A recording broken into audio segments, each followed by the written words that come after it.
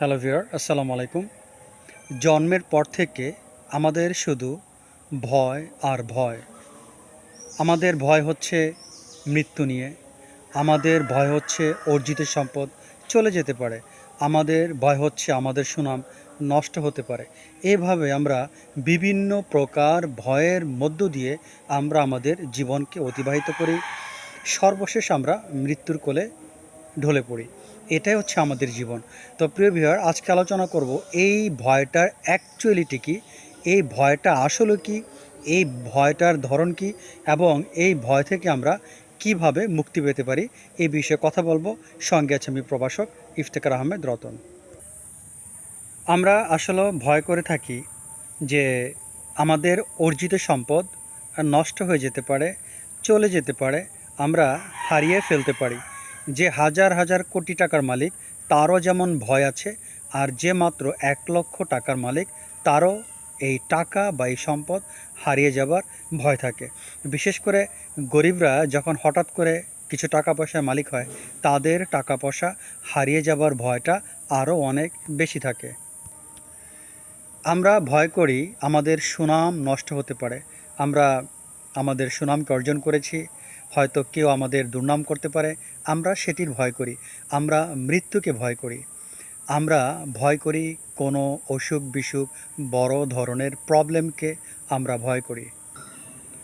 এভাবে দেখা যায় আমরা প্রতি মুহূর্তে ভয়ের মধ্য দিয়ে অতিবাহিত করছি। আমরা সম্পদ হারানোকে ভয় করছি, আমরা মৃত্যুকে ভয় করছি। আসলেও এগুলো কি আমাদের ভয়ের মেইনলি কারণ?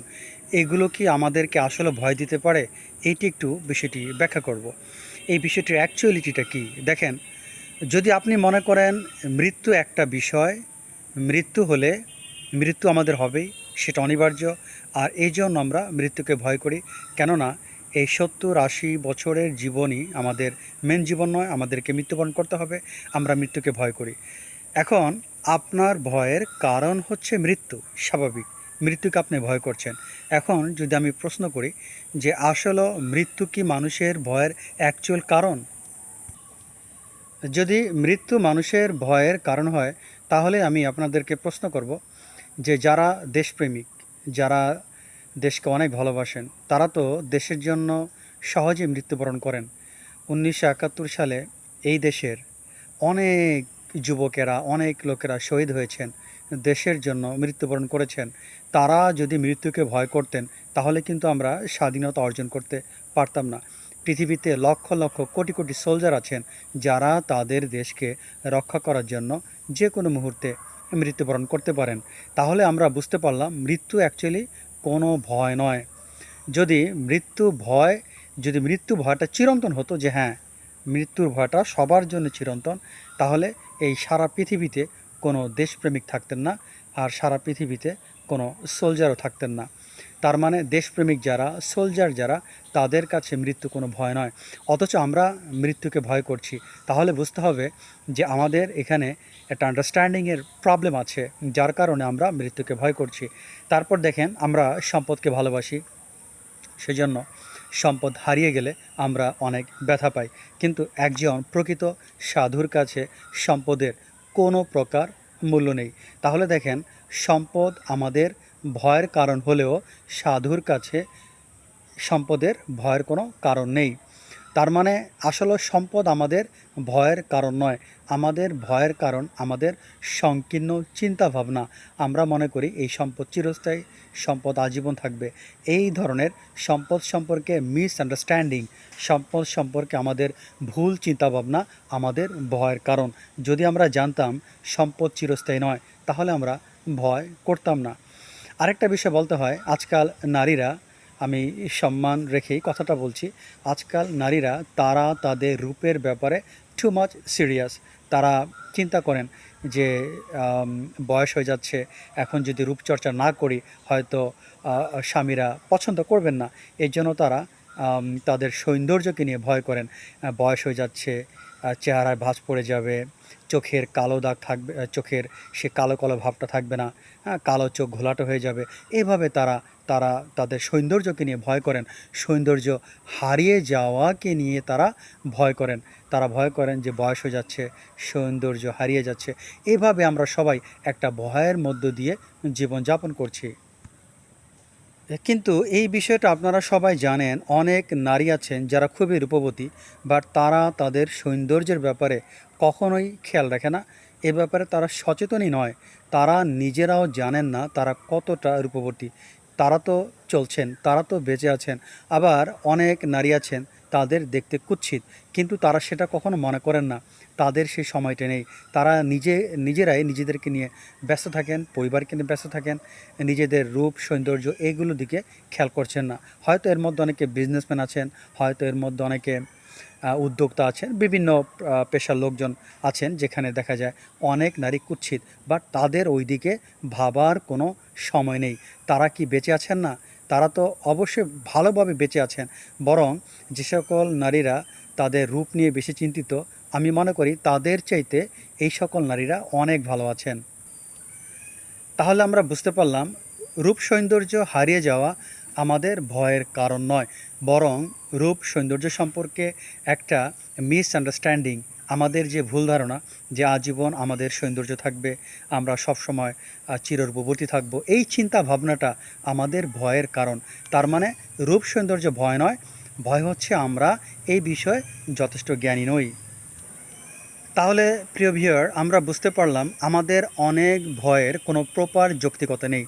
এই ভয়টা আসলে কোনো ভয় নয়, এটা হচ্ছে আমাদের একটা ন্যারো মেন্টালিটি, একটা সংকীর্ণ চিন্তাভাবনা। এগুলো আসলে ভয়ের কোনো কারণ নয়। আপনার আজ দৈহিক সৌন্দর্য আছে, কাল সেটা নাও থাকতে পারে। আপনি বৃদ্ধ বা বৃদ্ধা হয়ে যাবেন, আপনার দৈহিক সৌন্দর্য কমে যাবে, এটাই স্বাভাবিক। আপনার সম্পদ আছে, আজ আছে কাল নাও থাকতে পারে, সম্পদ কমতে পারে, কমাটাই স্বাভাবিক। আপনার আপনি আপনার বয়স হয়ে যাচ্ছে, মৃত্যু আপনার সন্নিকটে, এটাই স্বাভাবিক। আপনি আজীবন বেঁচে থাকবেন না। এইভাবে পৃথিবীর প্রতিটি বস্তুর কিন্তু আমরা একটা সীমা দেখতে পাই, যে সেটার ধ্বংস বা শেষ, সেটা ধ্বংস হবে বা অথবা সেটা শেষ হবে। সেটা আজীবন স্থায়ী নয়, সেটা ক্ষয়িষ্ণু, সেটা ধীরে ধীরে ক্ষয়প্রাপ্ত হচ্ছে, অথবা ধীরে ধীরে ক্ষয়প্রাপ্ত হয়ে এক পর্যায়ে ধ্বংস হয়ে যাচ্ছে। তার মানে যেটা ধীরে ধীরে ক্ষয়প্রাপ্ত হয়, যেটা ধ্বংস হয়ে যায়, যেটা চিরস্থায়ী নয়, সেটা কিন্তু মিথ্যা। তাহলে দর্শন শাস্ত্রের দিক থেকে এগুলো সবই মিথ্যা প্রমাণিত। দর্শন শাস্ত্রের দিক থেকে যেটা কোনো স্থায়িত্ব নেই, যেটা ধীরে ধীরে ক্ষয়িষ্ণু হচ্ছে, সেটা কিন্তু মিথ্যা।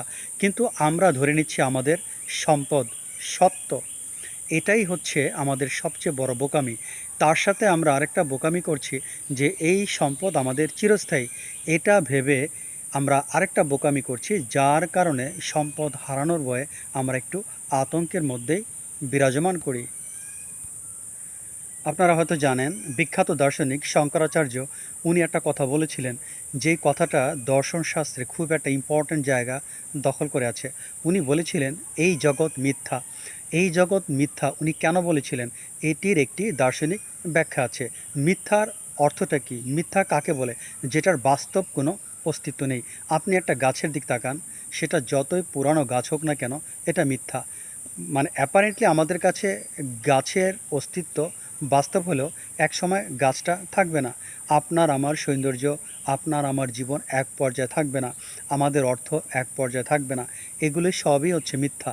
এগুলো বাস্তব, এগুলো আমাদের কাছে বাস্তব মনে হলেও আসলে আপনি যদি গভীরভাবে চিন্তা করেন, দেখবেন এগুলো আসলে মিথ্যা।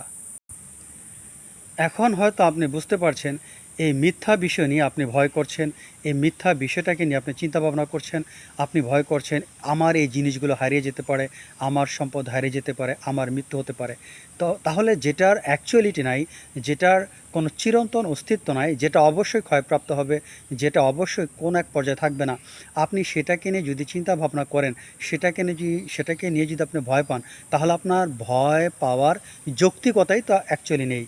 আপনি কেন ভয় পাচ্ছেন? আপনি যখন জানতে পারছেন যে মৃত্যু অনিবার্য, আপনি যখন জানতে পারছেন সম্পদ চিরস্থায়ী নয়।